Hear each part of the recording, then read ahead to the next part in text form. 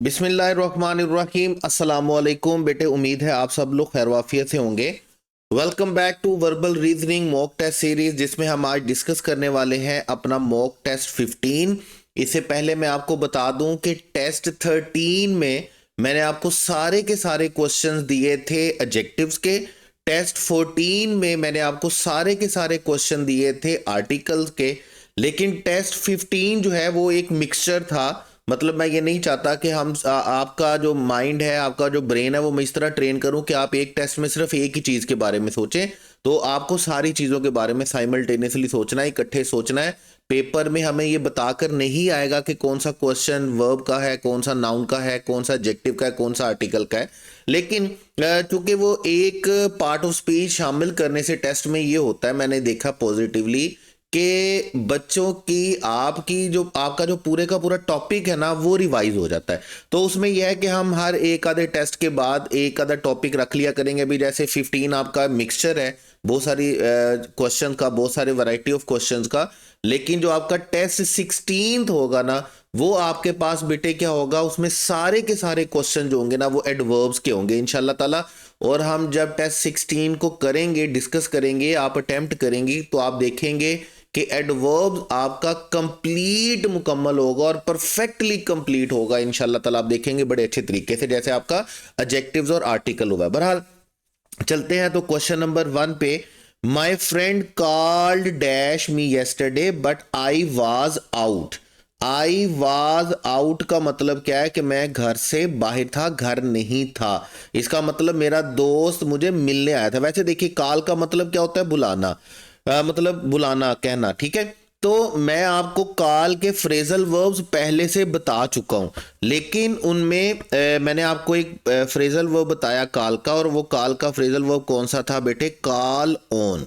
Call on के लिए आपने 4 मीनिंग्स याद रखने हैं। मतलब ये कॉल का वो सबसे इंपॉर्टेंट आप बोले फ्रेजल वर्ड है जिसमें आपके 4 मीनिंग बनते हैं कॉल ऑन के साथ। नंबर 1 है आपके पास टू विजिट समवन, मतलब किसी को मिलने जाना, किसी के घर जाना, ठीक है। ये फॉर्मल हो सकता है, कैजुअल हो सकता है, लेकिन किसी के पास जाना, किसी के घर जाना, किसी को मिलने जाना, हम उसको क्या बोलेंगे, कॉल ऑन।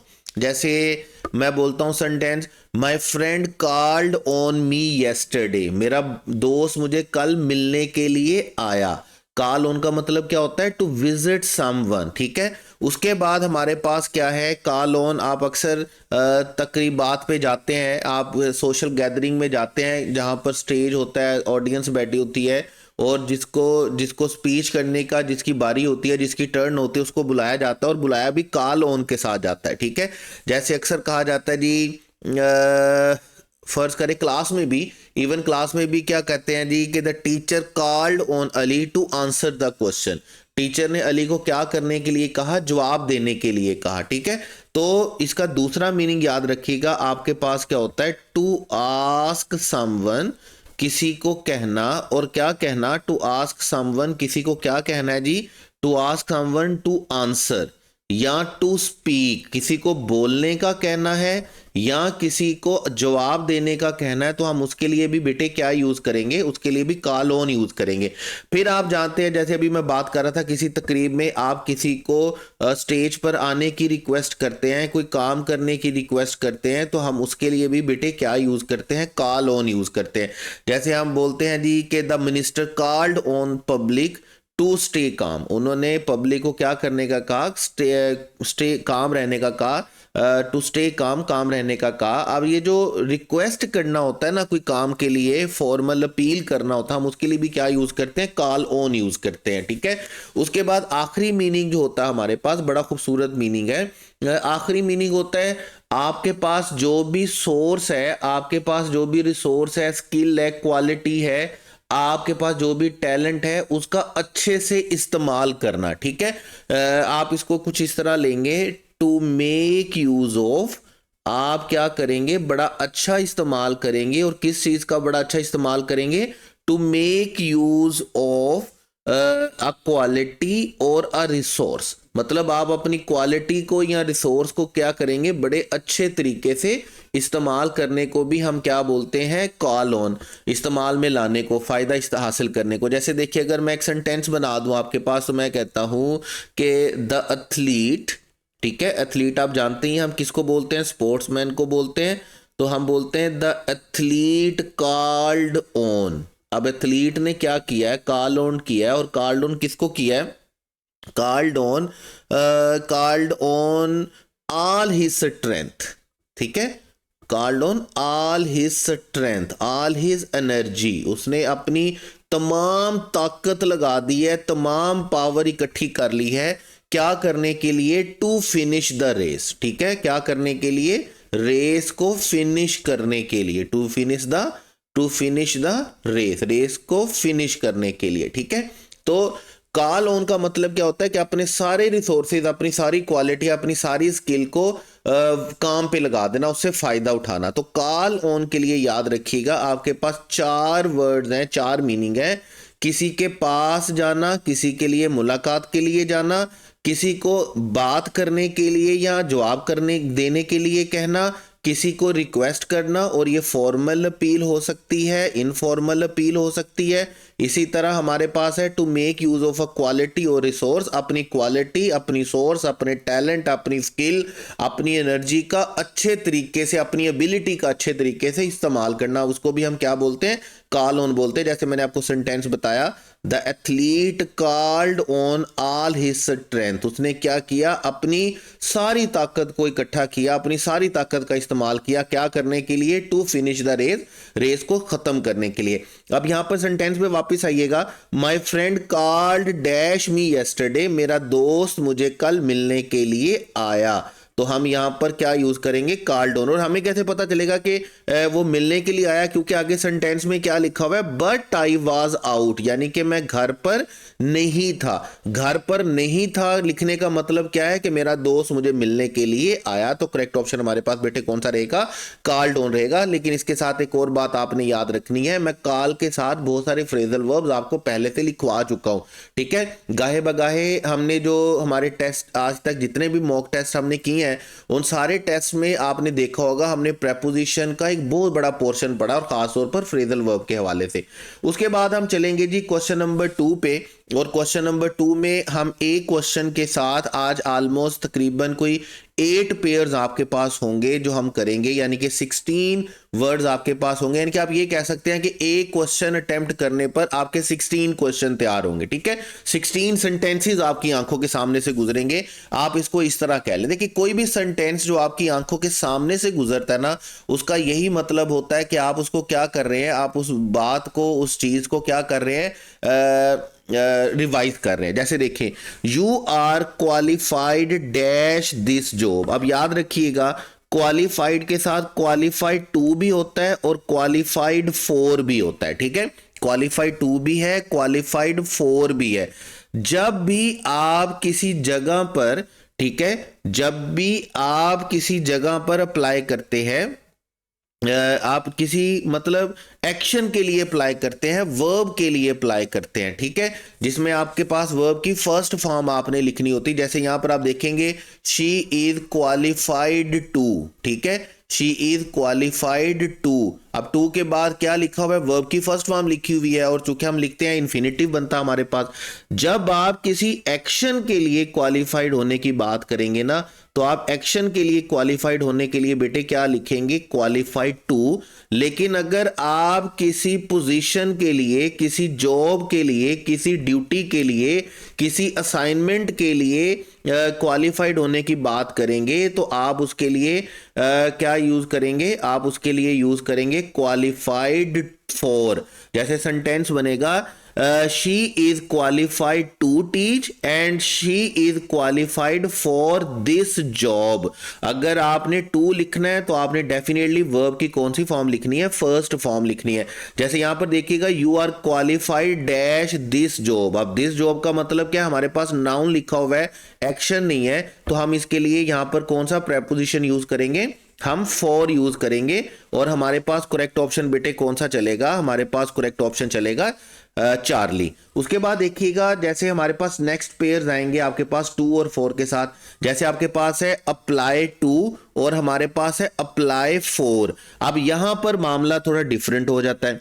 अप्लाई टू याद रखिएगा हम तब यूज करेंगे जब आप किसी जगह पर या किसी इंस्टीट्यूशन में, ठीक है, किसी इदारे में, किसी इंस्टीट्यूशन में, किसी फैक्ट्री में, किसी कारखाने में, किसी बैंक में, मतलब किसी भी जगह पर आप क्या करते हैं, आप अप्लाई करते हैं, तो देन हम उसके लिए कौन सा वर्ड यूज करेंगे, अप्लाई टू। जैसे कहता है she wants to apply to Harvard university. अब यहां पर टू के बाद वर्ब की फर्स्ट फॉर्म नहीं आ रही, यहां पर टू के बाद प्लेस आएगा, इंस्टीट्यूशन आएगा, कोई भी इदारा आएगा, फैक्ट्री आएगा, कहीं पर भी आप उसके लिए यूज कर सकते हैं, ठीक है। उसके बाद है she will apply for a scholarship. जब आप किसी जॉब के लिए अप्लाई करेंगे या आप किसी चीज के लिए अप्लाई करेंगे, मतलब ड्यूटी के लिए, असाइनमेंट के लिए, जैसे यहां पर आप स्कॉलरशिप के लिए अप्लाई कर रहे हैं, तो देन आपने बेटे क्या यूज करना है, अप्लाई फॉर यूज करना है। अप्लाई टू भी होता है, अप्लाई फॉर भी होता है। किसी प्लेस के लिए, किसी प्लेस में, किसी इंस्टीट्यूशन में, किसी फैक्ट्री में, कारखाने में, कॉलेज में, यूनिवर्सिटी में, क्लिनिक में, हॉस्पिटल में अप्लाई करने के लिए आप क्या यूज करेंगे, अप्लाई टू। और किसी ड्यूटी के लिए, असाइनमेंट के लिए, जॉब के लिए, किसी चीज के लिए, कोई स्कॉलरशिप आ गया आपके पास, या कोई आप क्या उसको बोलेंगे, कोई गवर्नमेंट स्कीम आ गई, तो देन आप उसके लिए क्या यूज करेंगे, अप्लाई फॉर यूज करेंगे। उसके बाद आपके पास responsible to and responsible for, हम पहले भी बात करके आए हैं इसके ऊपर, रिस्पॉन्सिबल टू, रिस्पॉन्सिबल फॉर, और सेम वर्ड आपके पास होता है आंसर टू, आंसर फॉर, वो भी अभी आपके पास आगे आ जाएगा। मैंने क्या किया, मैंने जितने भी वर्ड जिनके साथ टू और फॉर यूज होता है ना, वो मैंने आपके लिए एक जगह पर इकट्ठे कर दिए, ताकि आप एक जगह पर इन सारे वर्ड्स को क्या करें, अच्छे तरीके से पढ़ ले। अब जैसे देखिए रिस्पॉन्सिबल टू का मतलब क्या होता है, किसी शख्स के आगे, ठीक है, किसी पर्सन के आगे जवाबदेह होना। जब भी आप किसी हस्ती के सामने, किसी शख्स के सामने, अपने सीनियर के सामने, अपने उम्र में बड़े के सामने, रिलेशन में बड़े के सामने आप जवाबदेह होते हैं, तो देन हम उसके लिए क्या बोलते हैं, रिस्पॉन्सिबल टू। जैसे हम कहते हैं the manager is responsible to the director.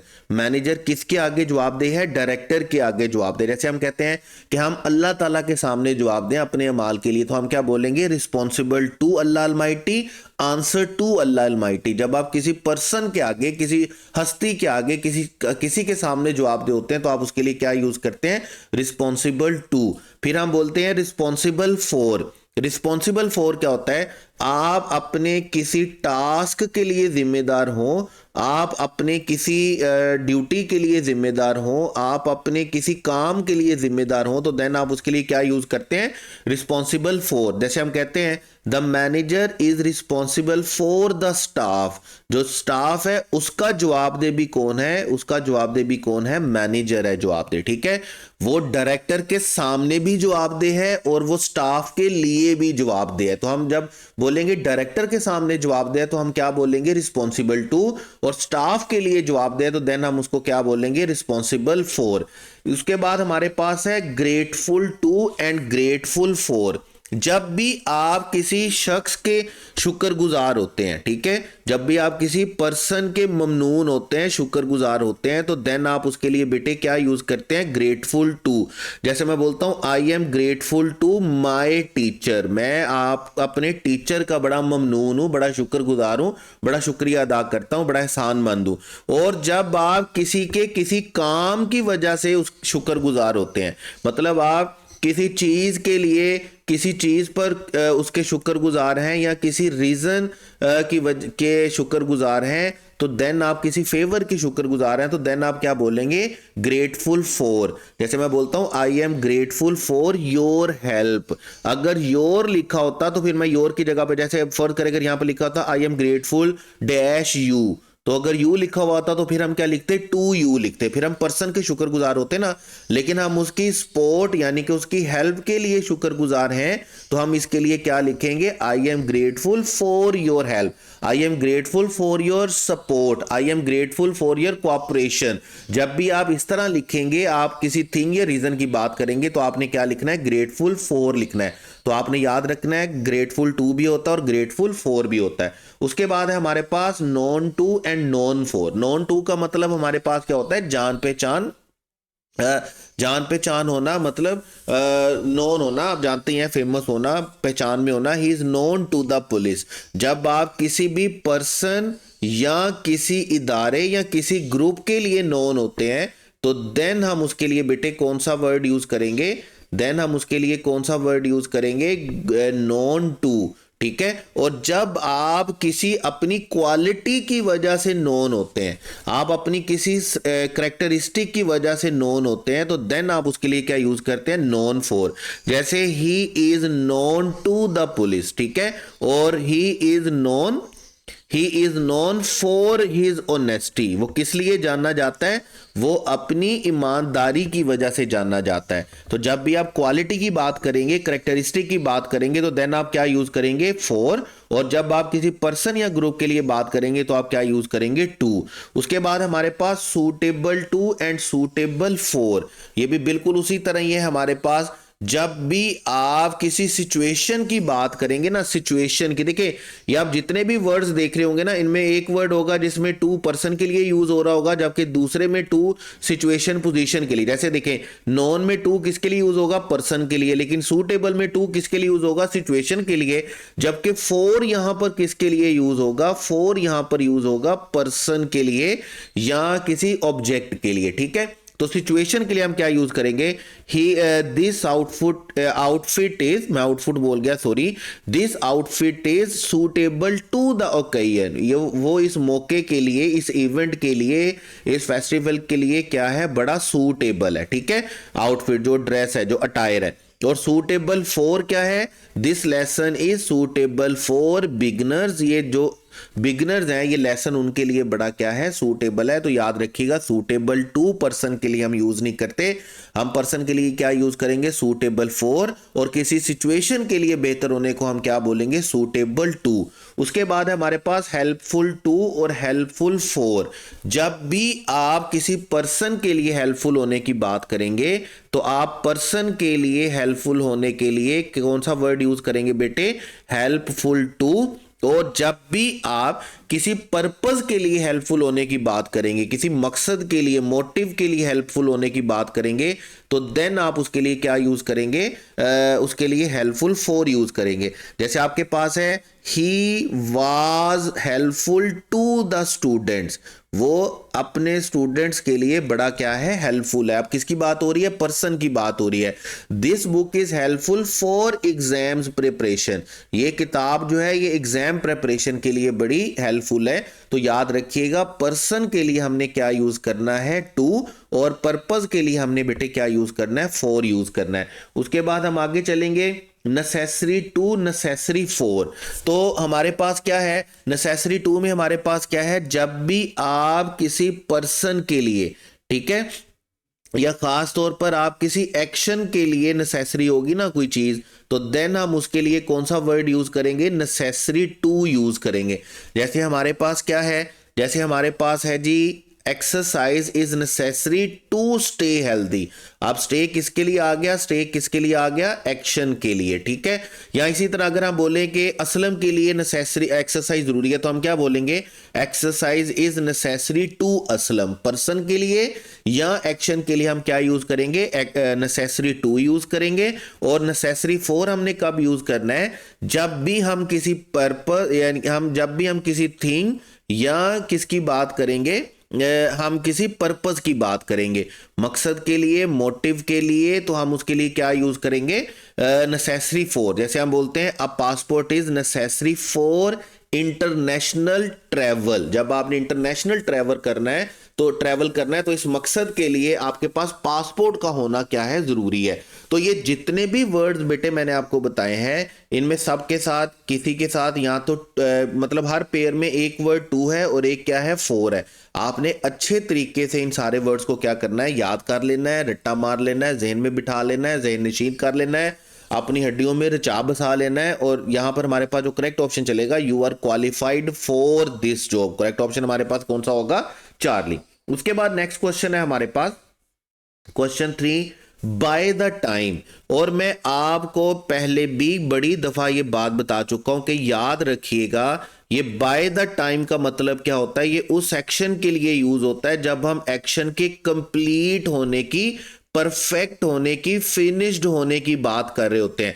जब भी आपके सेंटेंस में बाय द टाइम आ गया ना, तो आपने ये बात पल्ले बांध लेनी है कि आप काम के मुकम्मल होने के बाद की बात कर रहे हैं। ठीक है, तो by the time the rescue team arrived, अब हम बात भी मुकम्मल होने की कर रहे हैं और एक क्लॉज को हम लिख भी किस में रहे हैं, पास्ट में। तो जब हम पास्ट में लिख रहे होंगे ना, तो आपने याद रखना है, आपने सेकंड क्लॉज को हमेशा किस में ट्रांसलेट करना है, पास्ट परफेक्ट में। क्योंकि पास्ट परफेक्ट में करेंगे, पास्ट में करने का मतलब क्या है कि बात किसकी हो रही है, पास्ट की। और बाय द टाइम लिखने का मतलब क्या है कि बात हो रही है कंप्लीट होने की, परफेक्ट होने की, फिनिश्ड होने की। तो हमने टेंस कौन सा लिखना है बेटे, पास्ट परफेक्ट। यहां पर हमारे पास जो करेक्ट ऑप्शन चलेगा वो क्या चलेगा, हैड रीच्ड। और इसके साथ मैं आपको एक और बात भी बता दूं, ये बाय द टाइम हम फ्यूचर के लिए भी यूज करते हैं। पास्ट के लिए तो मैंने आपको बता दिया कि एक पास्ट इंडेफिनिट होगा और एक पास्ट परफेक्ट होगा, लेकिन जब आप इसे फ्यूचर के लिए यूज करेंगे ना, तो आपने याद रखना है, ये जो पास्ट इंडेफिनिट है ये किस में चला जाएगा, ये पास्ट इंडेफिनिट चला जाएगा प्रेजेंट इंडेफिनिट में, और जो पास्ट परफेक्ट है वो चला जाएगा फ्यूचर परफेक्ट में।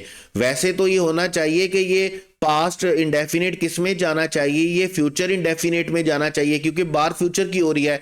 लेकिन मैं आपको बारह दफा याद करवाता रहता हूं कि पैरेलल स्ट्रक्चर का रूल याद रखिएगा, आप एक ही सेंटेंस की दोनों क्लॉजेस को फ्यूचर में ट्रांसलेट नहीं कर सकते। इसलिए यहां पर हम फ्यूचर की जगह पर क्या लिखते हैं, प्रेजेंट। और यहां पर लिखना भी क्या है, प्रेजेंट इंडेफिनिट, जैसे हमने पास्ट इंडेफिनिट लिखा। और यहां पर पास्ट परफेक्ट को आप किस में बदल देंगे, फ्यूचर परफेक्ट में बदल देंगे। यानी कि फर्ज करें, अगर यहां पर अराइव की जगह, अराइव्ड की जगह पर अराइव लिखा हुआ होता ना, तो फिर हम यहां पर हैड रीच्ड ना लिखते, फिर यहां पर हमारे पास करेक्ट ऑप्शन कौन सा चलता, फिर हम इसको लिखते विल हैव रीच्ड। ठीक है, याद रखिएगा, ये तब होगा जब हम फ्यूचर की बात कर रहे होंगे। तो जहां पर भी बाय द टाइम आ जाएगा ना, बाय द टाइम आपने याद रखना है काम के मुकम्मल होने की, खत्म होने की, फिनिश्ड होने की, परफेक्ट होने का कीवर्ड होता है। इसमें आपने इंडेफिनिट के साथ परफेक्ट लिखना है। अगर आप पास्ट इंडेफिनिट लिख रहे हैं तो पास्ट परफेक्ट लिखेंगे, अगर आप प्रेजेंट इंडेफिनिट लिख रहे हैं तो फ्यूचर परफेक्ट लिखेंगे। हम इसका इस्तेमाल या तो प्रेजेंट के लिए करते हैं या किसके लिए करते हैं, या हम इसका इस्तेमाल या तो पास्ट के लिए करते हैं, किसके लिए करते हैं, फ्यूचर के लिए करते हैं, काम के मुकम्मल होने के लिए। तो यहां पर हमारे पास बेटे करेक्ट ऑप्शन बेटे कौन सा चलेगा, बीटा। उसके बाद है हमारे पास the contract will remain valid, contract जो है वो वैलिड रहेगा, dash both parties agree to the revise term in writing. अगर दोनों पार्टीज क्या करती हैं, जो टर्म्स हैं रिवाइज जो प्रोवाइड की गई हैं, जो दी गई हैं, जो पहुंचाई गई हैं, बोथ पार्टीज उन पर क्या करती हैं, अग्री करती हैं। अब देखें, हम वन बाई वन करके देखते हैं। डिस्पाइट याद रखिएगा, डिस्पाइट के बाद आपने हमेशा क्या लिखना होता है बेटे, नाउन लिखना होता है। आपने कभी भी डिस्पाइट के बाद सब्जेक्ट प्लस वर्ब वाला जो स्ट्रक्चर है वो नहीं लिखना होता। जैसे देखें, अगर मैं यहां पर डिस्पाइट लिखता हूं, लेट्स सपोज अगर मैं यहां पे डिस्पाइट लिखता हूं तो ये ग्रामेटिकली गलत होगा। Despite both parties agree, both parties agree का मतलब कौन सा स्ट्रक्चर आ गया, सब्जेक्ट वर्ब वाला स्ट्रक्चर आ गया। तो डिस्पाइट के साथ आप सब्जेक्ट वर्ब नहीं लिखते हैं। डिस्पाइट के बाद आपने याद रखना है, आपको हमेशा क्या लिखना होगा बेटे, नाउन फॉर्म लिखनी है। तो ग्रामेटिकली यहां पर हम डिस्पाइट फिट नहीं कर सकते। नंबर 2 पे याद रखिएगा अनलेस।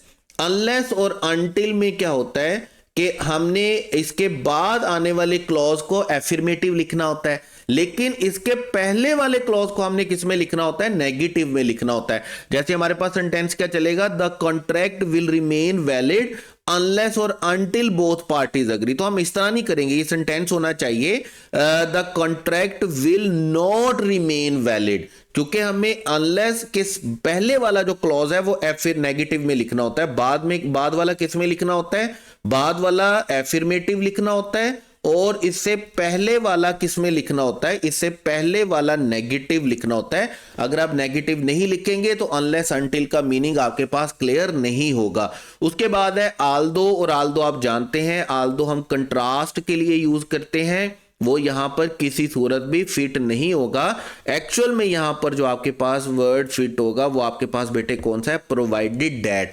और शायद हो सकता है कि आज से पहले कभी भी आपने ये वर्ड आपके सेंटेंस में ऑप्शन के लिए यूज ना किया हो या लिखने में पढ़ने में यूज ना किया हो। इसका मीनिंग अच्छे से समझ लीजिएगा, इस बात को अच्छे से समझ लीजिएगा। कहता है the contract will remain valid, जो कॉन्ट्रैक्ट है वो वैलिड रहेगा, और वैलिड रहेगा जी प्रोवाइडेड दैट। इस बात का डिपेंडेंस इस बात पे है, ये बात इस बात पर डिपेंड करती है या इस बात पर रहते हुए provided that both parties agree to the revise term in writing. अगर दोनों पार्टीज क्या करती हैं, इस बात का इन्हिसार किस बात पे है कि दोनों पार्टीज क्या करती हैं, इस जो रिवाइज टर्म्स जो लिखी गई हैं जो राइटिंग में है उन पर इत्तेफाक करती है। तो ये यहां पर आपके पास करेक्ट ऑप्शन बेटे कौन सा चलेगा, यहां पर आपके पास करेक्ट ऑप्शन चलेगा प्रोवाइडेड दैट।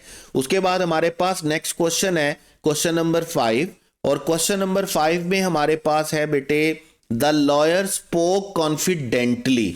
जो लॉयर है वो बड़े इत्माद के साथ उसने बात की, बड़े इत्माद के साथ बोला। His lack of preparation for the unexpected cross examination, his lack of preparation, अब उसकी प्रेपरेशन भी नहीं है और वो बड़े एतमाद के साथ बोला। तो इसका मतलब हमें क्या चाहिए, हमें यहां पर चाहिए कोई ऐसा वर्ड जो कंट्रास्ट को शो कर रहा हो। कंट्रास्ट को कैसे शो कर रहा हो, क्या हम बोलते हैं जी इस बंदे की तैयारी नहीं है तो वो कॉन्फिडेंस के साथ बोल कैसे चलता सकता है।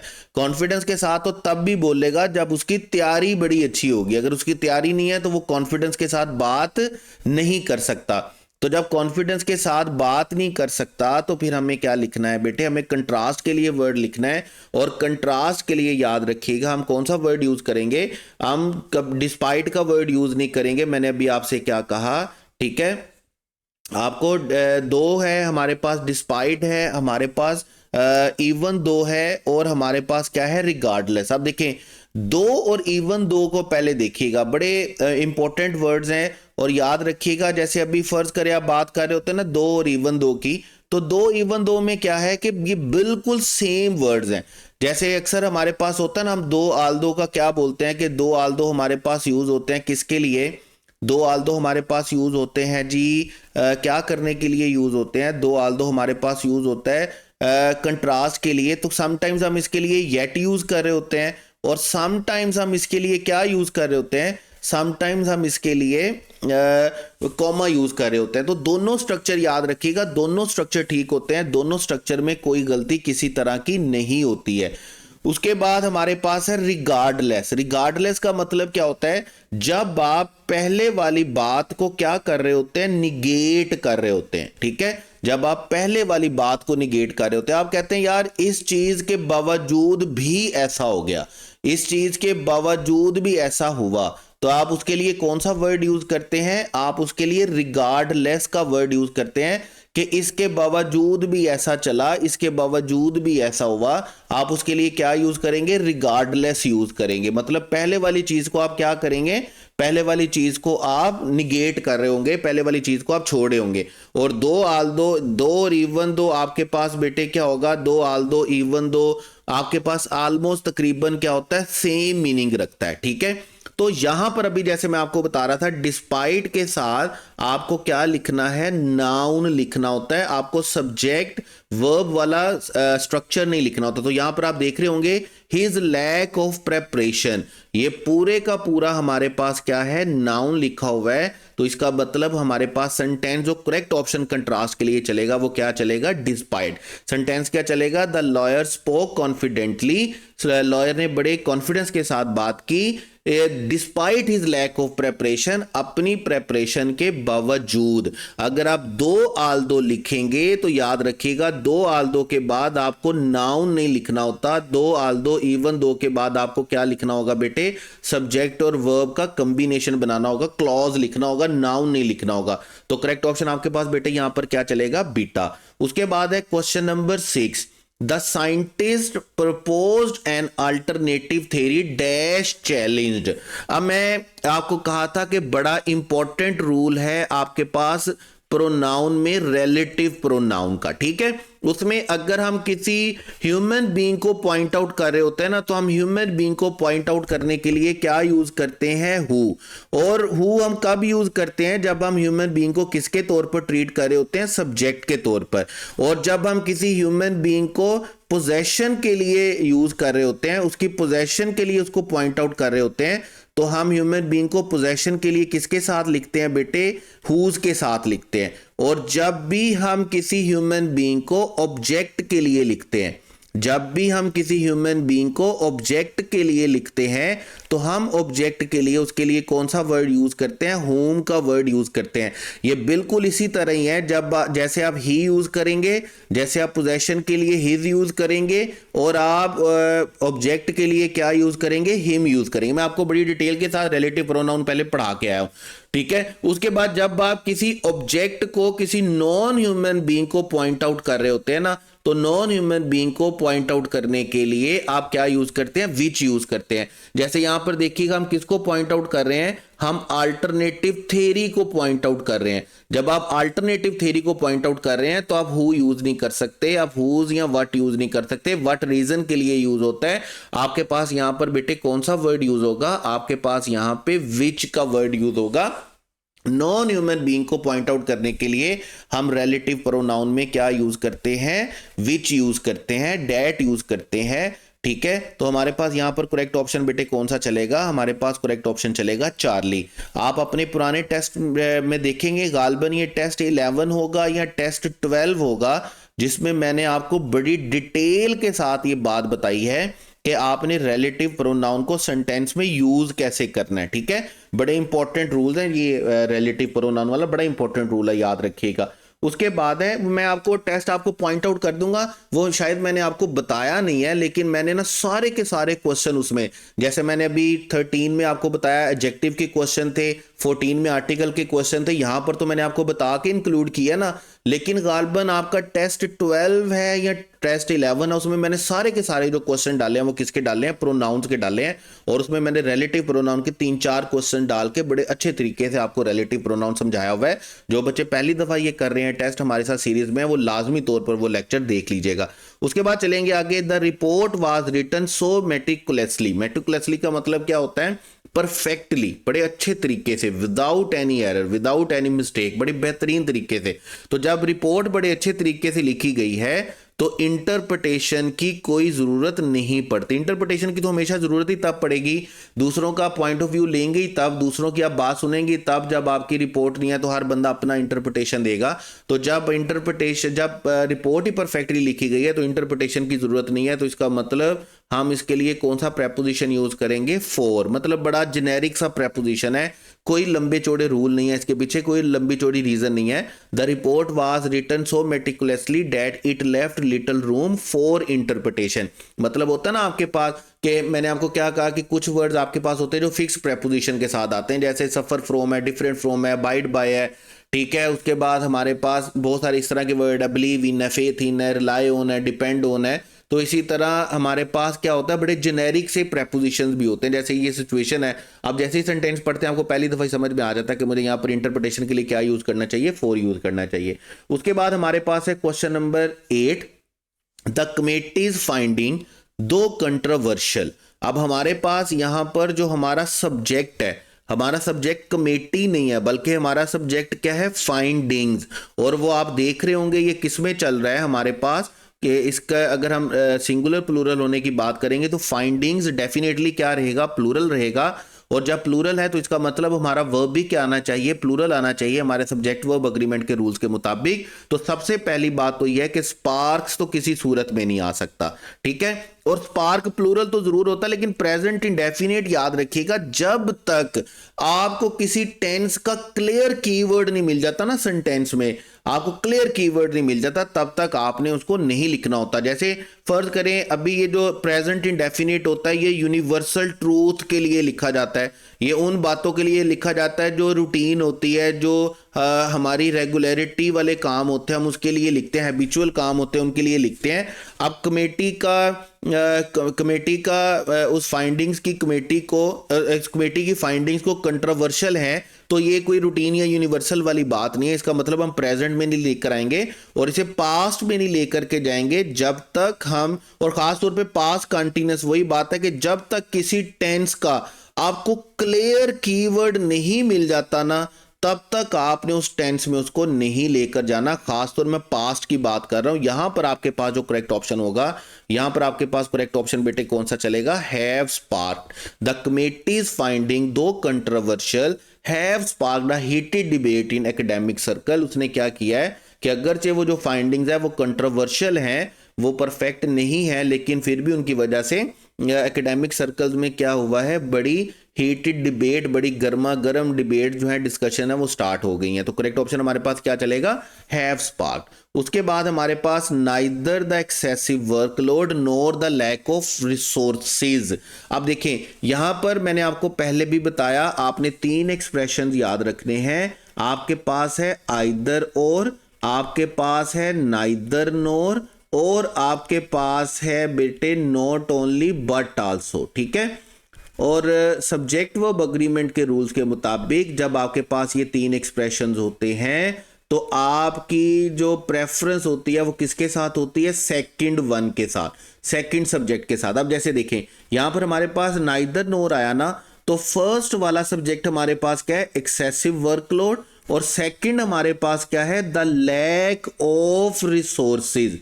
रिसोर्सेज हमारा सब्जेक्ट नहीं है, हमारा सब्जेक्ट क्या है, द लैक ऑफ रिसोर्सेज।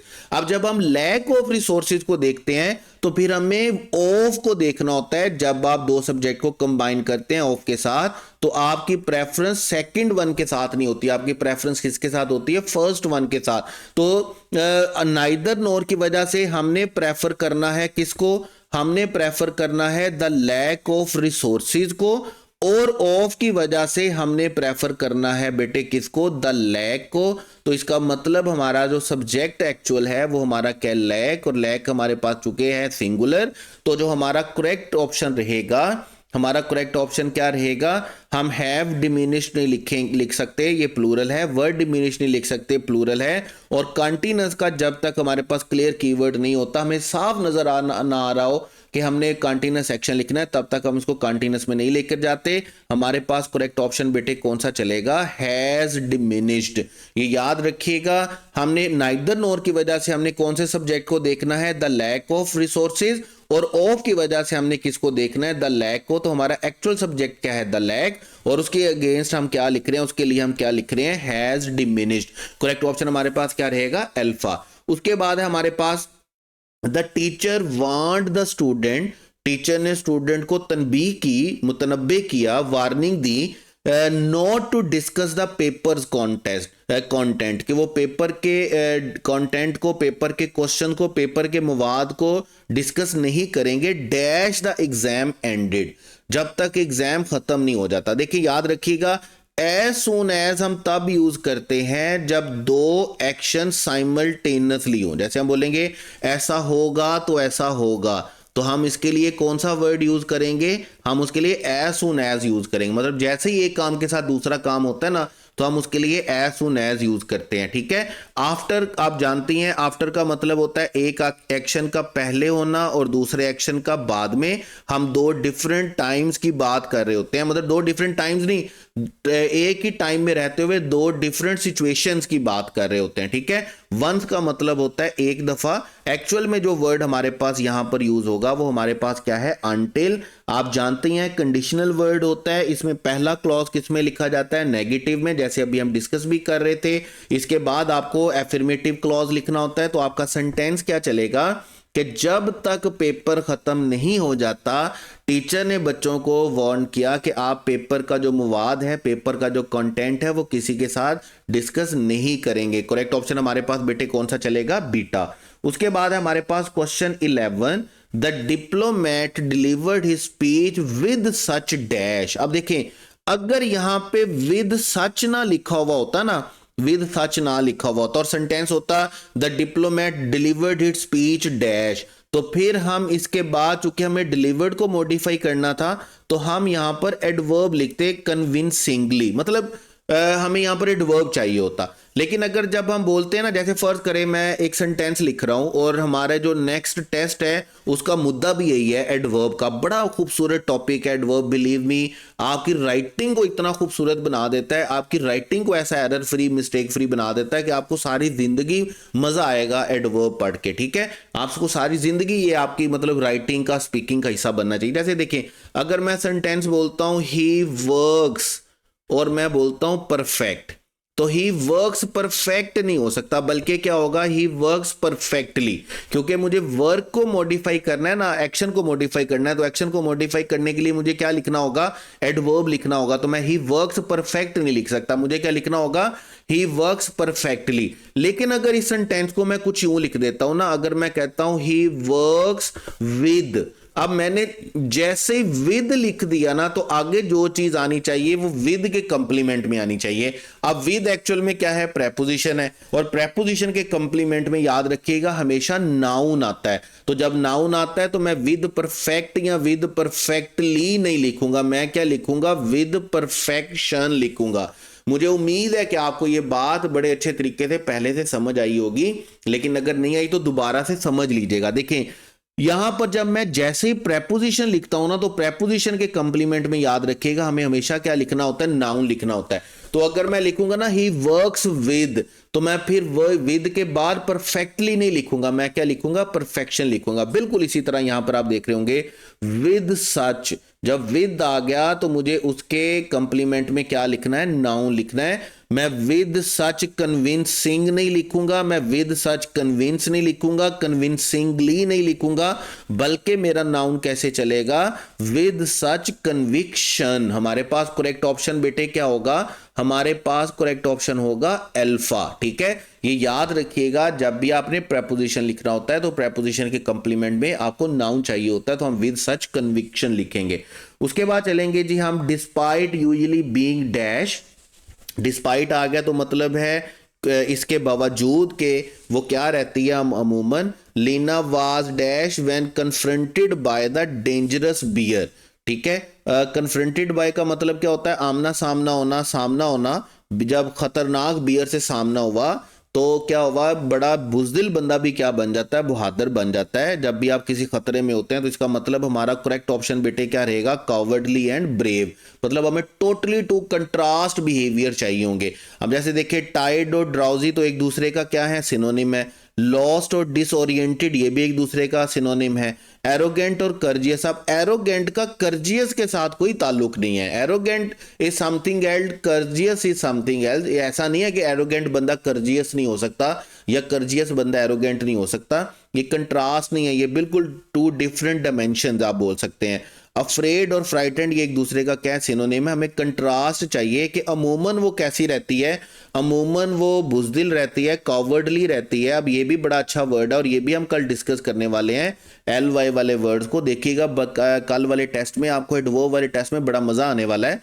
और लीना वाज ब्रेव, वो वैसे अमूमन क्या रहती है, बड़ी बुजदिल बनी रहती है, बुजदिल है, लेकिन जब उसका सामने खतरनाक बियर से हुआ तो वो क्या हुआ, बड़ी बहादुर बन गई। तो करेक्ट ऑप्शन आपके पास बेटे कौन सा चलेगा, डेल्टा। उसके बाद है जी हमारे पास the dash shopkeeper us, we certainly won't buy anything from him again. अगर आप ये बात कर रहे हैं कि आप किसी से कोई चीज दोबारा नहीं खरीदेंगे तो इसका मतलब उसने आपके साथ अच्छा नहीं किया। अगर उसने आपको वेलकम किया हुआ होता, थैंक्ड किया हुआ होता, एक्साइटेड किया हुआ होता, तो इसका मतलब आप उसके बाद दोबारा जाते। उसने आपको या तो ओवरचार्ज किया है या आपसे नफरत की है, तो आप डेफिनेटली, अब जो बंदा काइंड होगा वो हेट तो कर नहीं सकता, वो नफरत तो नहीं करेगा, तो इसका मतलब ये पेयर लॉजिकली गलत है। हमारे पास करेक्ट ऑप्शन कौन सा चलेगा, हमारे पास करेक्ट ऑप्शन चलेगा Charlie. The greedy shopkeeper overcharge us, जो लालची दुकानदार है उसने हमसे ज्यादा कीमत वसूल की है, we certainly won't buy anything from him again, हम यकीनन उसे दोबारा कभी कुछ नहीं खरीदेंगे। तो करेक्ट ऑप्शन आपके पास बेटे कौन सा चलेगा? चार्ली। उसके बाद है जी आपके पास क्वेश्चन नंबर 14, और अनफॉर्चुनेटली आपके साथ क्या हुआ कि ये जो दो क्वेश्चन है आपके पास, क्वेश्चन 14 और 15, ये रिपीट हुए हैं। मुझे नहीं पता ये कौन से टेस्ट में थे, लेकिन ये क्वेश्चन जब मैंने पढ़े हैं तो मुझे ये समझ आया कि ये रिपीट हुए हैं। अब लास्ट टाइम ये किस टेस्ट में थे ये मुझे याद नहीं है। सम पीपल बिलीव, कुछ लोगों का ख्याल है, that water becomes that if it is blessed through prayers, अगर कुछ अच्छी दुआएं पढ़कर फूका जाता है, दुआएं पढ़ी जाती हैं किसी पानी पर, तो वो क्या बन जाता है? वो क्या बन जाता है? होली बन जाता है, पाक हो जाता है, मुकद्दस हो जाता है। बीइंग मुस्लिम हम भी इस बात को मानते हैं, जानते हैं, यकीन रखते हैं। उसके बाद है question number 15, after engaging in dash exercise it is important to recharge by eating a dash meal. जब भी आप टायरसम, जब भी आप एग्जर्शन वाली करेंगे, एक्सरसाइज करेंगे, तो उसके बाद आपको कौन सी डाइट लेनी पड़ेगी? आपको हेल्दी डाइट लेनी पड़ेगी। हमारे पास करेक्ट ऑप्शन बेटे कौन सा चलेगा? बीटा। उसके बाद हमारे पास नेक्स्ट क्वेश्चन है जी क्वेश्चन 16, एनएलजी का क्वेश्चन है, विजिलेंट और वाचफुल। देखें, विजिलेंट और वाचफुल एक दूसरे का क्या है? विजिलेंट और वाचफुल एक दूसरे का सिनोनिम है, ठीक है। जब एक दूसरे का सिनोनिम है तो फिर हमें पेयर फॉर्म में भी क्या चाहिए होंगे? सिनोनिम चाहिए होंगे। अब रैपिड और स्लो, रैपिड और स्लो तो एक दूसरे का क्या है? एंटोनिम है। ऐसे ही है ना, हमारे पास रैपिड तो हम किसको बोलते हैं? रैपिड हम बोलते हैं फास्ट को, स्लो हम बोलते हैं आहिस्ता को, तो ये एक दूसरे का क्या है? एंटोनिम है। टिमिड और बोल्ड ये भी एक दूसरे का क्या है? एंटोनिम है, ठीक है। वेरी और एनर्जेटिक ये भी एक दूसरे का क्या है? एंटोनिम है। हमारे पास करेक्ट ऑप्शन बेटे कौन सा चलेगा? हमारे पास करेक्ट ऑप्शन चलेगा ल्यूसिड क्लियर। ल्यूसिड वर्ड आप पहले भी पढ़ कर आए हैं। लूसिड भी हम किसको बोलते हैं? क्लियर को बोलते हैं। तो हमारे पास जिस तरह विजिलेंट क्या होता है? वाचफुल होता है, ये एक दूसरे का सिनोनिम है। इसी तरह लूसिड क्या होता है? क्लियर होता है। दोनों एक दूसरे का क्या है? सिनोनिम एनर्जी है। करेक्ट ऑप्शन आपके पास क्या चलेगा? डेल्टा। उसके बाद आपके पास है एरिड और ड्राई, ठीक है। ये भी आपके पास क्या होता है? एक तरह का सिनोनिम है। जिस चीज को आप एरिड बोलते हैं वो एक्चुअल में क्या होती है? ड्राई होती है। किसी ड्राई चीज को ही आप क्या बोलते हैं? एरिड बोलते हैं। आप बिटर को स्वीट नहीं बोलते, आप नैरो को वाइड नहीं बोलते, आप एंशियंट को ओल्ड जरूर बोलते हैं, ठीक है। लेकिन अभी हमारे पास क्या होगा? हमारे पास क्या होता है? जो फर्टाइल होता है वो प्रोडक्टिव होता है, एंशियंट ओल्ड होता है। अब यहां पर आपके पास दो ऑप्शन अनफॉर्चुनेटली करेक्ट हैं, इसको देख लीजिएगा। एंशियंट हम ओल्ड को भी कहते हैं और कदीम को बोलते हैं, और फर्टाइल हम प्रोडक्टिव को भी बोलते हैं। तो टेक्निकली यहाँ पर आपके पास दो ऑप्शन करेक्ट हैं। ऐसा होना नहीं चाहिए वैसे, लेकिन आपके पास यहाँ पर हो गया, तो इसको हजम कर लीजिएगा। करेक्ट ऑप्शन आपके पास अल्फा भी है और करेक्ट ऑप्शन आपके पास डेल्टा भी है। उसके बाद है एम्बर और फायर। एम्बर याद रखिएगा हम किसको बोलते हैं? जो आग से निकलने वाले छोटे छोटे ज़रात होते हैं ना, जिसको अंगारे आप बोलते हैं, आप उसको क्या बोलते हैं? Ember is a small part of fire. आप इस तरह इसको कह सकते हैं, ठीक है। Small piece of fire, ember is a small piece of fire. ये आपके पास कौन सी एनर्जी रहेगी? ये स्मॉल पीस की एनर्जी रहेगी, ठीक है। तो leaf is not a small part of forest, wing is not a small part of bird, बल्कि is a body part of bird, ठीक है। Stone is not a small part of mountain. Stone याद रखिएगा, कोई भी जो छोटा पत्थर होता है ना उसको हम स्टोन बोलते हैं, लेकिन अभी जो स्टोन है उसको आप इस तरह ना ज़हन में बिठाइएगा कि माउंटेन जो होता है वो स्टोन से बनता है। Stone is something else, mountain is something else. कोई भी जो छोटी पथरीली चीज होती है ना हम उसको स्टोन बोलते हैं, ठीक है। यहां पर हमारे पास जिस तरह ember is a part of fire, piece of fire, इसी तरह spark is a piece of flame, ठीक है। तो हमारे पास करेक्ट ऑप्शन बेटे कौन सा चलेगा? बीटा। स्कल्पचर क्या बनाता है जी? स्कल्पचर क्या बनाता है? स्टैचू बनाता है। आथर चैप्टर नहीं बनाता, बुक बनाता है। सिंगर लिसनर नहीं बनाता। पायलट रनवे नहीं बनाता, जहाज उड़ाता है। पॉटर क्या होता है? वो वेज बनाता है, मर्तबान बनाता है। तो करेक्ट ऑप्शन हमारे पास क्या होगा? बीटा। उसके बाद है हमारे पास गश एंड फ्लो, ठीक है। Gush is an intense way of flowing, ठीक है। जब भी कोई चीज, जैसे फ्लो होता है ना बहना, ठीक है, जब आप उसके बहाव का प्रेशर बढ़ा देते हैं ना, इंटेंसिटी बढ़ा देते हैं, तो देन हम उसको क्या बोलेंगे? गश, ठीक है। मतलब ये हमारे पास कौन सी एनर्जी होगी? ये हमारे पास है इंटेंसिटी एनर्जी। जब भी आप किसी चीज की इंटेंसिटी बढ़ाते हैं तो आप इंटेंसिटी एनर्जी की बात करते हैं, ठीक है। लाफ और क्राई, या आप इसका मतलब लाफ और क्राई बिल्कुल एक अलग अलग चीज़ें हैं। जब आप इंटेंसिटी से रोते हैं तो आप उसे क्राई बोलते हैं, जब आप इंटेंसिटी से हंसते हैं तो उसको लाफ बोलते हैं। दोनों इंटेंसिटी लिखे हुए हैं, लेकिन ये एक दूसरे की इंटेंसिटी के लिए वर्ड नहीं लिखा हुआ। हाँ, अगर लाफ और स्माइल लिखा हुआ होता तो ज़रूर होता कि जी अगर आप स्माइल की इंटेंसिटी बढ़ाते हैं तो वो लाफ बनता है। इसी तरह अगर आप वीप और क्राई बोलेंगे तो आप बोलेंगे जी कि वीप जो क्राई जो होता है वो इंटेंसिटी होती है किसकी, वीप की। यहां पर हमारे पास बेटे जो करेक्ट ऑप्शन चलेगा वो हमारे पास चलेगा रन और स्प्रिंट। रन आप समझते हैं भागने को कहते हैं, लेकिन अगर आप बिल्कुल फुल एनर्जी के साथ तेजी के साथ भागते हैं तो हम उसको स्प्रिंट बोलते हैं। अक्सर आप देख रहे होंगे कि छोटी जो रेसेस होती हैं, जैसे 100 मीटर रेस है, 200 मीटर रेस है, 300 मीटर रेस है, तो उसमें क्या करना होता है, उसमें स्प्रिंट मारना होता है बस आपने। एक तो आपके पास होती ना, आप 2 4 5 7 किलोमीटर की रेस करते हैं, आहिस्ता आहिस्ता एथलीट जो होते हैं भागते रहते हैं उसमें आपने अपनी क्या बतानी होती है, उसमें अपनी एजिलिटी बतानी होती है, आपने अपने अपना पैशन बताना होता है, अपनी बर्दाश्त बतानी होती है, लेकिन स्प्रिंट में आपने स्पीड बतानी होती है अपनी, ठीक है। तो करेक्ट ऑप्शन यहाँ पर आपके पास क्या होगा, स्प्रिंट और रन।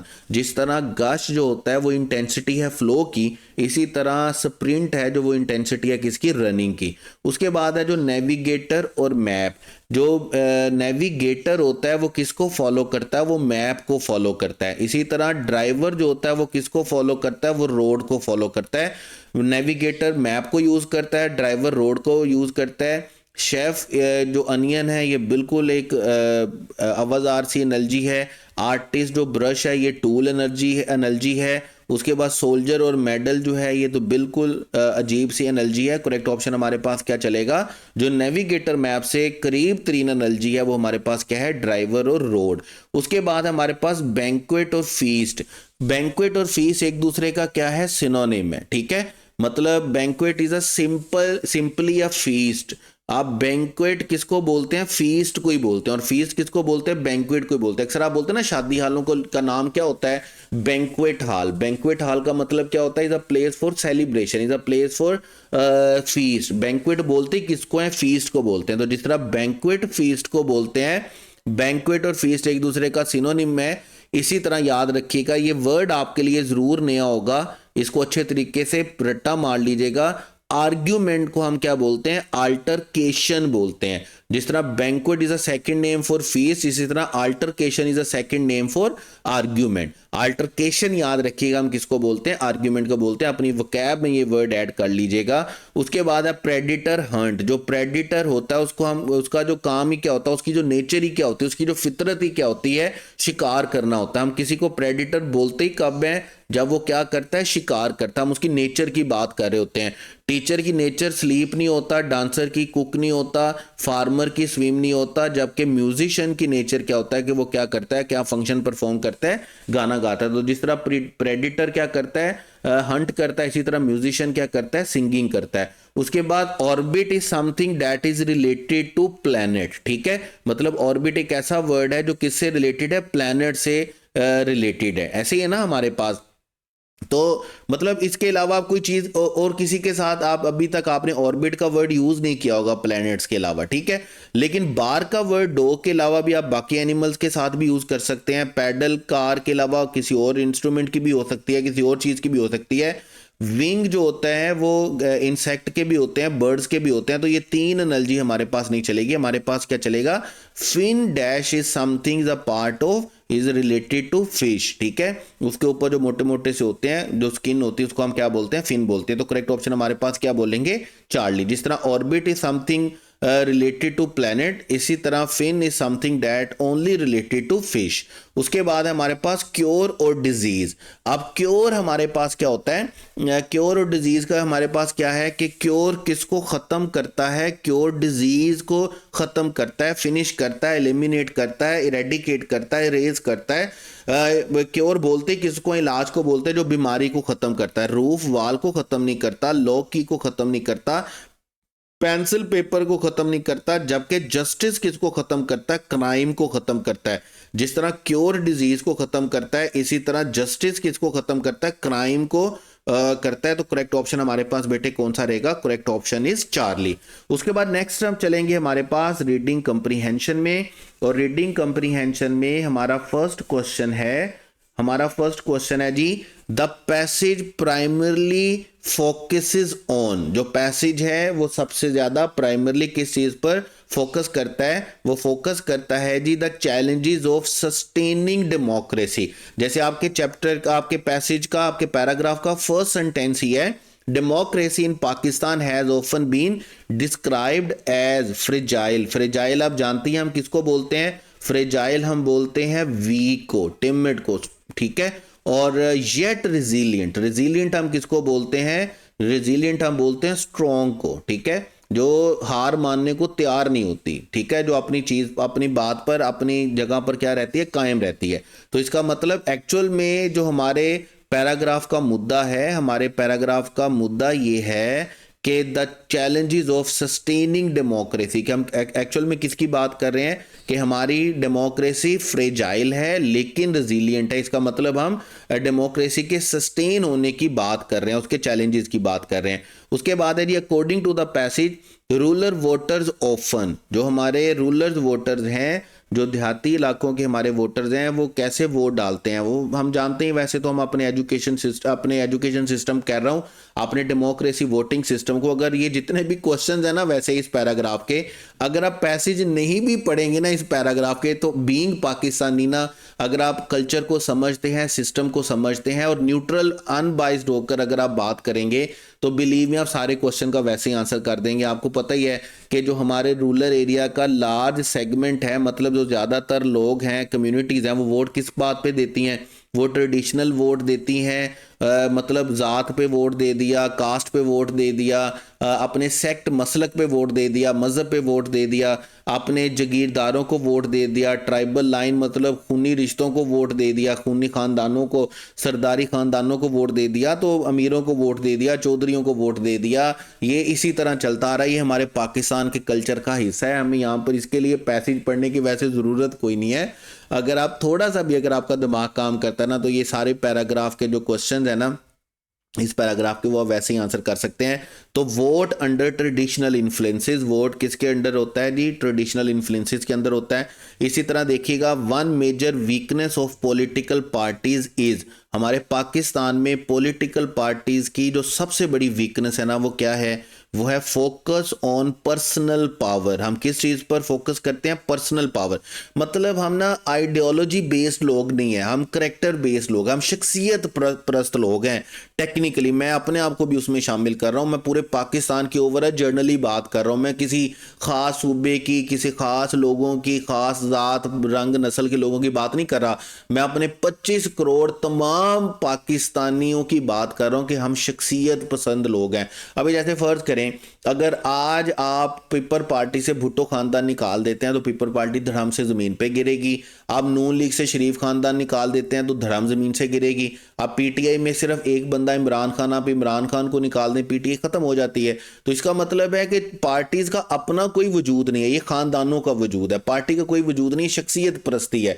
इसी तरह बाकी है जेयूआई में, आप मौलाना फजलुर रहमान को देख लें, आप क्या काफ लीग में शुजात हुसैन और परवेज लाई को देख लें, तो ये सारी हमारे पाकिस्तान का कल्चर है।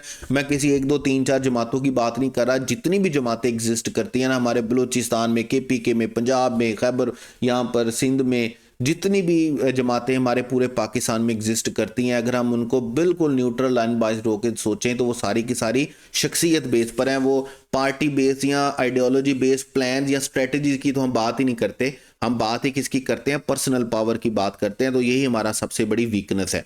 उसके बाद चलेंगे, मैंने आपको कहा ना कि अगर आप पाकिस्तान के सिस्टम को थोड़ा समझते हैं ना, तो इस पैसेज को पढ़े बगैर आप इस सारे क्वेश्चन को आंसर करेंगे और आपको शर्म भी आएगी अपने आप पर, जैसे मुझे भी शर्म आई है सारे क्वेश्चन को पढ़कर कि यार एक्चुअल में जिस डेमोक्रेसी का हम ढिंडोरा बीटते हैं ना, पाकिस्तान में ये डेमोक्रेसी है।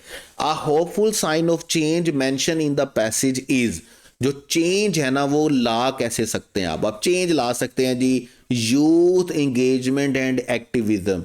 और यूथ का मतलब क्या है? यूथ का मतलब आप लोग हैं, यूथ का मतलब आपके बाद वाले बच्चे होंगे या आपसे पहले वाले बच्चे होंगे। लेकिन अनफॉर्चुनेटली हमारे पाकिस्तान में, मैं मतलब ये पैसे से हटकर बात कर रहा हूँ, बीइंग अ पाकिस्तानी बात कर रहा हूँ, बीइंग अ मुस्लिम बात कर रहा हूँ, और बीइंग एन ऑनेस्ट मुस्लिम बात कर रहा हूँ, एन ऑनेस्ट पाकिस्तानी बात कर रहा हूँ, कि हुआ क्या है कि एक्चुअल में हमारी जो यूथ है ना, उसको बड़े बुरे तरीके से मैनिपुलेट किया गया है। ना सिर्फ एक जमात की तरफ से, हर जमात की तरफ से सिर्फ और सिर्फ अपने ज़ाती जो मुफादात है ना, सिर्फ उसको मद्देनज़र रखा जाता है। पॉलिटिक्स जो है पाकिस्तान के, उसमें कोई किसी तरह की पेट्रियाटिज़म, किसी तरह की शरीयत, कोई चक्कर नहीं। आप देखें अभी जो 27th अमेंडमेंट हुई है, मतलब मैं जाते जाते एक बात बोल देता हूँ आपको, 27th, क्योंकि अभी आप लोगों को ये पता होना चाहिए। अब 27th अमेंडमेंट जो हुई है उस वो देखिए किस लेवल तक अनकॉन्स्टिट्यूशनल, और आप बोलेंगे कि हमारी जो इस्लामिक टीचिंग्स है, हमारी जो शरीयत है, उसके खिलाफ है। एक तरफ तो आप सल्लल्लाहु अलैहि वसल्लम की ज़ात ने कहा, आप सल्लल्लाहु अलैहि वसल्लम की ज़ात ने फरमाया इस्लाम में कि मतलब कि अगर मेरी बेटी फातिमा भी चोरी करेगी ना, तो मैं उसके भी हाथ काटने का हुक्म दूंगा। मतलब आप सल्लल्लाहु अलैहि वसल्लम ये बात करने का मतलब क्या था कि मैं किसी किस्म की बर्दाश्त नहीं की जाएगी, किसी किस्म की बर्दाश्त, फेवर नहीं दी जाएगी चोर को, और किसी किस्म की फेवर नहीं दी जाएगी कोई किसी बंदे को, किसी को कानून से बालातर नहीं समझा जाएगा, वो अगर से मेरी बेटी ही क्यों ना हो। और 27th अमेंडमेंट क्या, कि आप एक दफ़ा प्रेसिडेंट बन गए या प्राइम मिनिस्टर बन गए, मुझे नहीं पता, लेकिन सुनने को यही आ रहा है जी कि कानून क्या बना है कि अगर आप एक दफ़ा प्रेसिडेंट बन गए तो आपको फॉर लाइफ टाइम आपको किसी जुर्म की सज़ा में पकड़ा नहीं जा सकता। मतलब आप लोग क्या उन हस्तियों से भी बड़े बन अपने आप को बनने की मतलब ख्वाहिश पैदा हो गई है, कि जिसके बारे में आप सल्लल्लाहु अलैहि वसल्लम फरमा रहे हैं कि अगर मेरी बेटी भी ऐसा करेगी ना, तो उसको भी मैं ऐसा करूंगा। और हमारा प्रेसिडेंट ये कह रहा है जी कि अगर मैं प्रेसिडेंट बन गया हूं ना एक दफ़ा, तो सारी ज़िंदगी के लिए मैं चाहे चोरी भी कर लूँ, डकैती मार लूँ, जो मर्जी कर लूँ, मुझे पकड़ा ना जाए। तो ये अजीबोगरीब सा हाल है हमारी कॉन्स्टिट्यूशन का, हमारे पाकिस्तान का। तो मैं इसलिए कह रहा था कि जब मैं एक पैराग्राफ पढ़ रहा था, क्वेश्चन पढ़ रहा था, तो मुझे भी शर्म आ रही थी कि ये हमारा एक्चुअल पाकिस्तान और एक्चुअल डेमोक्रेसी है। बहरहाल आगे चलेंगे क्वेश्चन 30th पे। The author concludes that true democracy requires, true democracy को किस चीज़ की ज़रूरत होती है? कंटिन्यूस पॉलिटिकल एजुकेशन की, क्या आप अपने लोगों को पॉलिटिकली क्या करें, एजुकेट करें। देखिए हमारे पाकिस्तान में ना एक और प्रॉब्लम भी, हमारे पाकिस्तान में प्रॉब्लम क्या है कि यहाँ पर वोट का जो राइट दिया गया है ना, वो दोनों को बराबर है। दोनों को कैसे बराबर है कि बीइंग मुस्लिम हम कहते हैं कि जी हमारे इस्लाम में है, कुरान मजीद में है कि एक आलम और जाहल बराबर नहीं हो सकता। इसका मतलब है बराबर नहीं हो सकता ना, तो वोट का राइट भी जो है ना, वो भी ऐसा नहीं हो सकता कि मतलब यार एक पीएचडी बंदा बंदा है, उसके वोट का राइट जो है वो बिल्कुल उसके बराबर हो जो साइकिल ठीक करने वाला। मैं ये नहीं कहता कि साइकिल ठीक करने वाला, अल्लाह माफ करे, उसको अक्ल नहीं है, शऊर नहीं है, लेकिन आपको कुछ ना कुछ तो डिफ्रेंशिएट करना पड़ेगा, आपको कुछ ना कुछ तो लाना पड़ेगा, इस तरह का कोई सिस्टम लाना पड़ेगा जिससे वोट की क्रेडिबिलिटी को बढ़ाया जा सके। ठीक है, तो आपको ज्यादा से ज्यादा लोगों को क्या करना पड़ेगा? पॉलिटिकली एजुकेट करना पड़ेगा और मुसलसल करना पड़ेगा अगर आप ट्रू डेमोक्रेसी चाहते हैं। तो करेक्ट ऑप्शन आपके पास कौन सा चलेगा? बीटा। उसके बाद चलेंगे जी आगे और टेस्ट पर वापस आते हैं। पाकिस्तान की दो बातें चलती रहेंगी, गप्पे चलती रहेंगी। नियरली सिमिलर का मतलब हमें सिनोनिम चाहिए। और आज मैं क्या कर रहा हूं, देखिए हम वोकैब के ऊपर क्या करते रहते हैं ना, एक्सपेरिमेंट्स करते रहते हैं। डिफरेंट एक्सपेरिमेंट्स कैसे करते रहते हैं कि कभी मैं इसके टाइप कर देता हूं, कभी मैं उर्दू में ज्यादा सारे लिख देता हूं, कभी मैं इंग्लिश में हाथ के साथ ज्यादा सारे लिखता हूं, कभी मैं आपको खुद कह देता हूं कि आप खुद लिख रहे हैं। आज हम क्या कर रहे हैं? आज हम इसके सिनोनिम्स की बात नहीं कर रहे, आज हम सेंटेंस पढ़ेंगे और वर्ड्स को जाने बगैर, ठीक है, वर्ड्स को जाने बगैर हम कोशिश करेंगे कि हम करेक्ट ऑप्शन को टिक करें। जैसे देखिए फर्ज करें, the old man gave a sagacious comment on life. वैसे तो मुझे पता है, आपको भी पता है कि सगेशियस हम किसको बोलते हैं? अक्लमंदी को बोलते हैं, अक्लमंद को बोलते हैं, ठीक है, अक्लमंदाना को बोलेंगे। वैसे यहां पर हम वाइज कमेंट को बोलेंगे। लेकिन फर्ज करें अगर एक मिनट के लिए अगर हम कहते हैं कि हमें सगेशियस का मीनिंग नहीं आता, हमें नहीं पता यार ये सगेशियस क्या वर्ड होता है, तो कहता है जी द ओल्ड मैन गेव, यानी कि इसको यूं बोले कि यहां पर ब्लैंक है और हमने इन ऑप्शन में से, इन ब्लैंक में से कोई एक ऑप्शन के साथ, किसी एक ऑप्शन के साथ इस ब्लैंक को क्या करना है? फिल करना है। तो सेंटेंस कैसे चलेगा?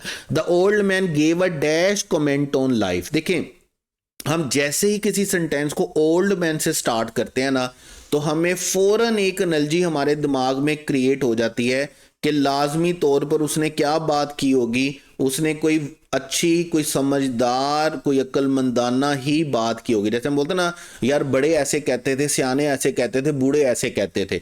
तो जैसे हम कोई बात शुरू करेंगे ना ओल्ड मैन, तो ओल्ड मैन का मतलब क्या है कि हम बात कर रहे हैं we are talking about wise man. तो इसका मतलब है उसने अगर कोई कमेंट किया है लाइफ के ऊपर तो वो कमेंट लाजमी तौर पर फुलिश नहीं होगा, हार्श नहीं होगा, शार्प नहीं होगा, बल्कि वो क्या होगा, वाइज होगा। मतलब हम हमारे ज़हन में अपने आप में एक एनर्जी क्रिएट होती है जब हम वो ओल्ड मैन के बारे में सोचते हैं।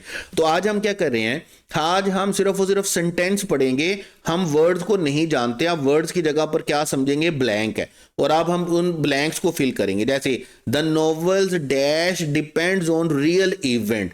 जब आप किसी चीज के रियल इवेंट्स पे डिपेंड होने की बात कर रहे हैं ना, रियल इवेंट्स का मतलब डाउट नहीं होता, रियल इवेंट्स का मतलब फिक्शन नहीं होता, स्टोरी नहीं होता, बल्कि रियल इवेंट्स का मतलब क्या होता है, ट्रूथ होता है। जब आप सच्चाई की बात करेंगे तो आप रियल इवेंट्स की बात करेंगे, अदरवाइज आप उसके ऊपर रियल इवेंट्स की बात नहीं करेंगे। इसके बाद हमारे पास है लेमेंटेबल।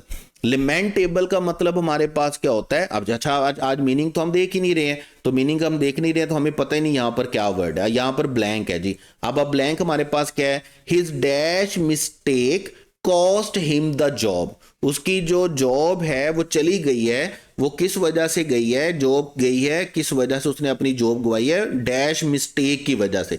अब फॉरगिवेबल मिस्टेक होती तो उसकी जॉब ना जाती, उसको माफ कर दिया जाता।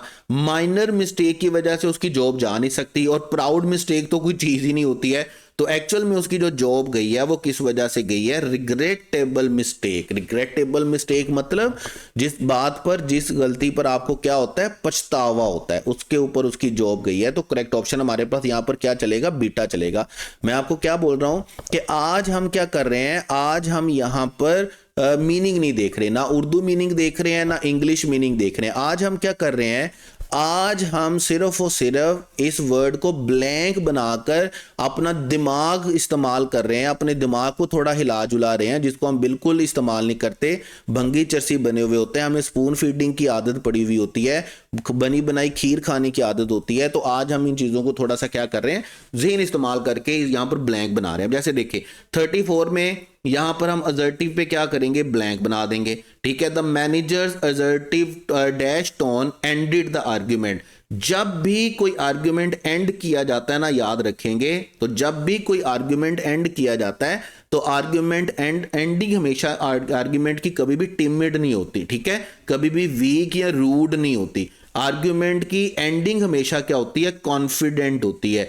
जब भी आप किसी के साथ आर्ग्यूमेंट कर रहे होंगे ना, तो जैसे जैसे आप अपनी एंडिंग की तरफ जा रहे होंगे ना, आपका कॉन्फिडेंस क्या हो रहा होता है, बढ़ रहा होता है। आपका कॉन्फिडेंस क्या होता है, बढ़ रहा होता है। ठीक है, तो आपके पास करेक्ट ऑप्शन क्या होगा, आपके पास करेक्ट ऑप्शन होगा बीटा। उसके बाद आपके पास है बेटे करेक्ट, नेक्स्ट सेंटेंस है मोरोज। मोरोज आपके पास क्या होता है, हिज डैश एक्सप्रेशन। अब यहां पर हमारे पास क्या है, blank. Revealed his grief. Revealed his grief का मतलब क्या है, रिवील्ड हिज ग्रीफ का मतलब क्या है कि उससे उसका क्या हुआ है, उसका दुख सामने आया। तो जब दुख सामने आया है तो उसका एक्सप्रेशन लाजमी तौर पर चीयरफुल नहीं रहा होगा, रिलैक्स नहीं रहा होगा, पोलाइट नहीं रहा होगा। उसका एक्सप्रेशन आपके पास क्या होगा, ग्लूमी। उसके बाद आपके पास है the chairman dash the new proposal. ठीक है, अच्छा हाँ, कुछ सेंटेंसेस इस तरह के भी अब ऐसे होंगे, जैसे अब यहां पर अगर फर्ज करें मैं इंडोर्स को बिल्कुल ब्लैंक बना देता हूं, तो मैं कहता हूं द न्यू प्रपोजल। तो चेयरमैन प्रपोजल को रिजेक्ट भी कर सकता है, चेयरमैन प्रपोजल को सपोर्ट भी कर सकता है। तो यहां पर जो हमारे पास हमें वर्ड का मीनिंग देखना पड़ेगा। ठीक है, ऐसा नहीं हो सकता कि हम 100% सारे ब्लैंक थ्योरी के साथ कर लें। तो यहां पर इंडोर्स याद रखिएगा, इंडोर्स के लिए हमारे पास करेक्ट ऑप्शन बेटे कौन सा चलेगा, सपोर्ट चलेगा। उसको मानना, उसको सपोर्ट करना। Leniency, the teacher's leniency gave students another chance. जब भी आप स्टूडेंट्स को एक दूसरा चांस देंगे तो इसका मतलब क्या है कि टीचर जो स्टूडेंट्स को दूसरा चांस देगा वो स्ट्रिक्ट तो हो नहीं सकता, वो एंगर गुस्से में तो हो नहीं सकता। ठीक है, वो पावर अपनी शो तो कर नहीं सकता, बल्कि वो क्या करेगा, वो काइंडनेस दिखाएगा, यानी कि लीनियंसी दिखाएगा। तो वो क्या करेगा, एक दूसरा चांस बच्चों को देगा। तो करेक्ट ऑप्शन आपके पास कौन सा चलेगा, बीटा। उसके बाद आपके पास his dash sigh was heard across the hall. Was heard across, यानी कि वो सुनी गई है, उसने जो आ भरी है वो सुनी गई है पूरे हाल में। ठीक है, तो जब पूरे हाल में कोई चीज सुनी गई है तो इसका मतलब वो साइलेंट नहीं हो सकती, वीक और सडन नहीं होगी, बल्कि वो क्या है, हर्ड है। सुनी जाने का मतलब क्या है, हर्ड, ऑडिबल। तो करेक्ट ऑप्शन हमारे पास कौन सा चलेगा, बीटा। द टेंजिबल यानी कि the blank result of his effort were visible. जब भी हम विजिबल होने की बात करते हैं तो अनरियल चीज तो विजिबल नहीं होती, हिडन चीज विजिबल नहीं होती, अननोन चीज विजिबल नहीं होती, विजिबल चीज ही विजिबल होती है। तो यहां पर एक्चुअल में जो टेंजिबल है उसका मतलब हमारे पास क्या होता है, जो चीज हमारी आंखों के सामने होती है, जो फिजिकली एग्जिस्ट कर रही होती है।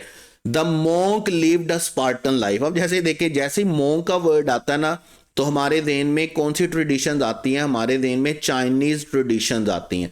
चाइनीज ट्रेडिशन में जो मोंक होते हैं वो कैसी जिंदगी गुजारते हैं माउंटेन्स पर, वो लग्जूरियस जिंदगी नहीं गुजारते, वो मॉडर्न या स्ट्रेंज जिंदगी नहीं गुजारते, वो बल्कि बड़ी क्या गुजारते हैं, बड़ी ही सादा जिंदगी गुजारते हैं। तो स्पार्टन का मीनिंग यहां पर हमारे पास क्या होगा, सिंपल। उसके बाद है हमारे पास most nearly opposite. Most nearly opposite का मतलब हमारे पास क्या है, एंटोनिम्स। एंटोनिम्स का मतलब हमारे पास क्या है बेटे, हमें ऑपोजिट वर्ड देखना है। लेकिन अब आज हम बात किस पे कर रहे हैं, आज हम ब्लैंक बनाकर करेक्ट ऑप्शन ले देख रहे हैं। तो ब्लैंक बनाकर जो हम करेक्ट ऑप्शन देखेंगे, देखें, the benevolent leader helped the poor.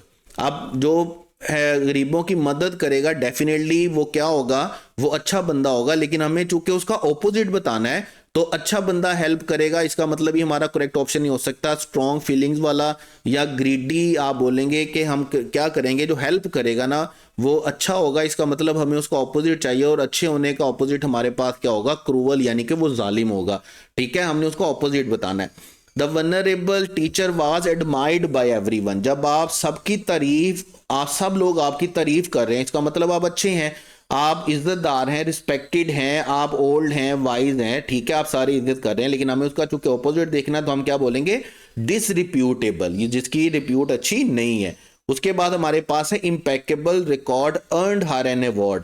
अगर किसी चीज की वजह से किसी को अवार्ड मिल रहा है तो इसका मतलब वो चीज क्या है, बड़ी अच्छी है। और हमें यहाँ पर उसका ऑपोजिट चाहिए। अगर परफेक्ट है तो अवार्ड मिला होगा, लॉन्ग और ऑनेस्ट का अवार्ड मिल सकता है, लेकिन फॉल्टी का अवार्ड नहीं मिल सकता। तो हमारे पास करेक्ट ऑप्शन बेटे कौन सा चलेगा, हमारे पास करेक्ट ऑप्शन चलेगा बीटा। उसके बाद है जी, his concise speech impress the panel. ठीक है, तो किसी की जो ब्रीफ स्पीच है वो उसको हेल्प कर सकती है कि पैनल उसकी तारीफ करे, किसी की क्लियर स्पीच हेल्प कर सकती है कि उसकी तारीफ की जाए, किसी की जो लॉजिकल स्पीच है ये तारीफ कर सकती है कि उसकी हेल्प की जाए, लेकिन किसी की लेंथी स्पीच की कोई हेल्प नहीं करेगा। लेंथी स्पीच से हर कोई क्या होता है, बोर होता है। तो कंसाइज का ऑपोजिट हमारे पास क्या होगा, लेंथी। उसके बाद क्वेश्चन नंबर 45 है acrimonious. Acrimonious tone created tension. जब भी आप बात कर रहे हैं कि किसी के लहजे की वजह से टेंशन बनी, इसका मतलब उसका लहजा क्या रहा होगा, बुरा रहा होगा, शदीद रहा होगा, इंटेंस, बिटर रहा होगा, कड़वा रहा होगा। इसका मतलब हम बिटर नहीं लिख सकते, एंग्री या शार्प नहीं लिख सकते, क्योंकि ये चीजें टेंशन क्रिएट कर सकती हैं। हमने वो चीज निकालनी है जिस जो टोन एक्रीमोनियस का ऑपोजिट हो, जिससे टेंशन क्रिएट नहीं हो सकती, वो हमारे पास बेटे क्या है, जेंटल है। उसके बाद हमारे पास है question 46, astute observation help solve the mystery. जो मिस्ट्री हेल्प सोल्व करने में हेल्प किया है वो कौन सी ऑब्जर्वेशन है, वो हमारे पास है एस्टूड। अब एस्टूड, अगर आप किसी कोई चीज जो है वो मिस्ट्री हेल्प कर रही है तो वो जाहिर सी बात है वो चीज क्या रही होगी, वो क्लेवर रही होगी। ठीक है, और मिस्ट्री के लिए आप साइलेंट या सीक्रेट का वर्ड यूज करेंगे। तो फुलिश चीज जो है ना वो कभी भी कोई मिस्ट्री जो है वो सोल्व करने में हेल्प नहीं कर सकती। तो हमारा करेक्ट ऑप्शन कौन सा रहेगा, बीटा। उसके बाद हमारे पास 47 है बेटे, the students torrential enthusiasm motivated other. जब भी आप दूसरों को मोटिवेट करने की बात करेंगे, ठीक है, जब भी कोई चीज दूसरों को मोटिवेट करेगी तो इसका मतलब है वो एंथुजियाज्म कैसा होगा, वो एंथुजियाज्म बड़ा इंटेंस होगा। ठीक है, वो बड़ा ही अच्छा होगा। लेकिन हम चूंकि किसी का वीक एंथुजियाज्म किसी को क्या नहीं कर सकता, मोटिवेट नहीं कर सकता, तो हमने चूंकि ऑपोजिट लिखना है तो हमारा करेक्ट ऑप्शन क्या होगा, बीटा। परनीशियस का मतलब हमारे पास क्या है, इन्फ्लुएंस करप्टेड द यूथ। जो परनीशियस इन्फ्लुएंस है उसने यूथ को क्या किया है, करप्ट किया है। अब करप्ट क्या करेगी, हार्मफुल चीज करप्ट करेगी, हार्श और स्ट्रॉन्ग चीज करप्ट करेगी, बेनिफिशियल चीज किसी को करप्ट नहीं कर सकती। तो हमारा करेक्ट ऑप्शन क्या होगा, 48, क्योंकि हम एंटोनिम्स को देख रहे हैं।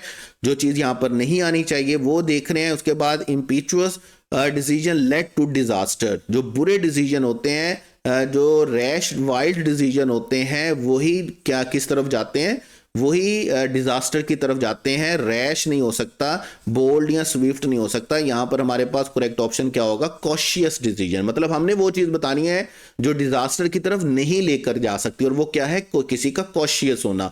उसके बाद आपके पास है question 50, her desperate idea confuse the committee. आप अगर किसी आपके आइडियाज किसी को कंफ्यूज कर रहे हैं तो इसका मतलब आपके आइडियाज क्लियर नहीं है, बल्कि आपके आइडियाज क्या हैं, कॉम्प्लेक्स हैं। आपके आइडियाज क्या हैं, आपके आइडियाज क्या हैं, अनक्लियर हैं, कॉम्प्लेक्स हैं, ठीक है। लेकिन आपने चूंकि यहां पर उसका बताना है ऑपोजिट, तो ऑपोजिट के लिए हमारे पास कौन सा वर्ड यूज होगा, सिमिलर आइडियाज। मतलब हमने उसका ऑपोजिट बताना, एंटोनिम बताना। तो डिस्परेट का एंटोनिम क्या होगा हमारे पास, वैसे डिस्परेट का मीनिंग हमारे पास क्या होता है, डिफरेंट होता है, और डिफरेंट का एंटोनिम हमारे पास क्या होगा, सिमिलर। तो ये है बेटे हमारे पास हमारा मॉक टेस्ट 15, और I hope so, I believe so आपको सीखने के लिए बहुत सारा कुछ मिला होगा। नेक्स्ट टेस्ट में इंशाल्लाह ताला हमारे जो सारे के सारे क्वेश्चन होंगे वो सारे के सारे क्वेश्चन एडवर्ब्स के होंगे, और इंशाल्लाह ताला आपको सीखने के लिए बहुत बहुत बहुत सारा कुछ मिलेगा। ना सिर्फ आपकी वर्बल रीजनिंग के टेस्ट के लिए फॉर टाइम बीइंग, बल्कि आपकी सारी जिंदगी के लिए आपकी इंग्लिश इंप्रूव मैंने कर जानी है। ये जो 20 टेस्ट की डिस्कशन बच्चा ले लेगा और इस डिस्कशन को अच्छे तरीके से अपना लेगा, बिलीव मी, पेपर के हवाले से मैं बात नहीं कर रहा, ओवरऑल मैं बात कर रहा हूं उसकी लिसनिंग, स्पीकिंग, राइटिंग जो है, रीडिंग जो है, वो कम अज कम इस 20 टेस्ट की डिस्कशन के बाद 100 टाइम्स लाजमी बेहतर होगी इंशाल्लाह ताला। तो नेक्स्ट टेस्ट की डिस्कशन तक, नेक्स्ट टेस्ट के सॉल्यूशन तक, wish you all the best. Allah Hafiz.